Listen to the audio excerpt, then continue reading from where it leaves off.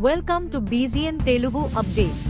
బడి ఈడు పిల్లలను స్కూల్లో చేర్పించేందుకు రాష్ట్ర విద్యాశాఖ చేపట్టిన బడి బాట కార్యక్రమం చురుగ్గా సాగుతోంది. ఈ కార్యక్రమంలో భాగంగా ప్రభుత్వం ప్రణాళికను విడుదల చేసింది. ఈ ప్రణాళిక మేరకు వినూత్నంగా కార్యక్రమాలను చేపడుతూ చిన్నారులను ప్రభుత్వ పాఠశాలల వైపు ఆకర్షిస్తున్నారు కొంతమంది ఉపాధ్యాయులు. నిర్మల్ జిల్లా కుంటాల మండలం పెంచికల్పేట ప్రాథమిక పాఠశాల ఉపాధ్యాయులు ఎడ్ల బండిపై ప్రచారాన్ని కొనసాగిస్తూ ఇంటింటికి వెళ్తున్నారు. చిన్నారులను బడికి పంపేలా వారి తల్లిదండ్రులను ఆకర్షిస్తున్నారు.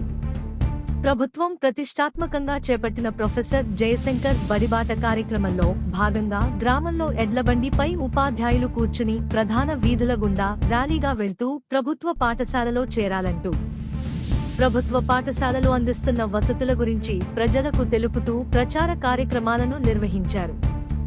ప్రైవేట్ పాఠశాల వద్దు, ప్రభుత్వ బడే ముద్దు అనే నినాదంతో 5 ఏళ్లు నిండిన విద్యార్థుల ఇంటికి వెళ్లి పూలమాలతో సత్కరించి పాఠశాలల్లో ప్రవేశం కల్పించారు.